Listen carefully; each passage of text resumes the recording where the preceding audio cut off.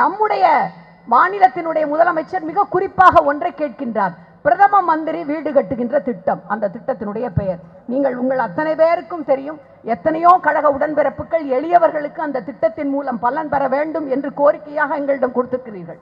ஒன்றிய அரசாங்கம் ஒரு வீடு கட்டுவதற்கு ஒதுக்குகின்ற நிதி என்பது 1.50 லட்சம் ஒரு வீடுக்கு. மீதி இருக்கின்ற 12 முதல் 14 லட்சம் ரூபாயை நம்முடைய தமிழ்நாட்டினுடைய முதலமைச்சர் நம்முடைய நிதியிலே இருந்து தருகின்றார். ஆனால் திட்டத்தின் பெயர் மட்டும் பிரதம மந்திரி வீடு கட்டுகின்ற திட்டம்.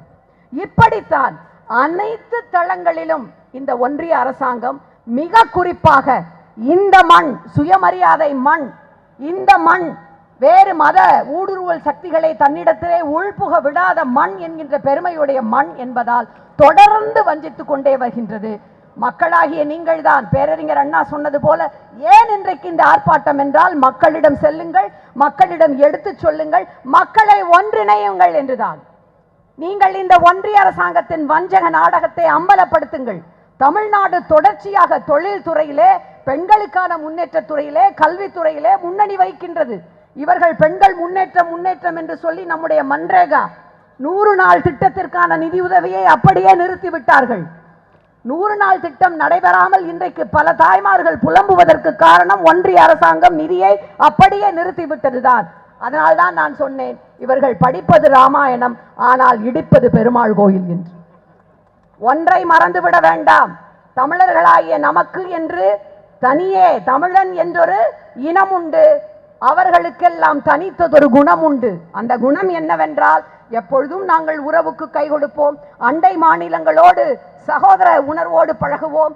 ஒன்றிய அரசாங்கத்திடம் உண்மையிலேயே அதற்கான அளவிற்கான மரியாதையோடு, அதற்கான அளவான உறவோடு எப்பொழுதும் பழகுவோம். ஆனால் உரிமை என்று வந்துவிட்டால் ஒருபொழுதும் ஒரு கிஞ்சித்து கூட விட்டு கொடுக்க மாட்டோம். அதனை போராடி பெறுவோம்.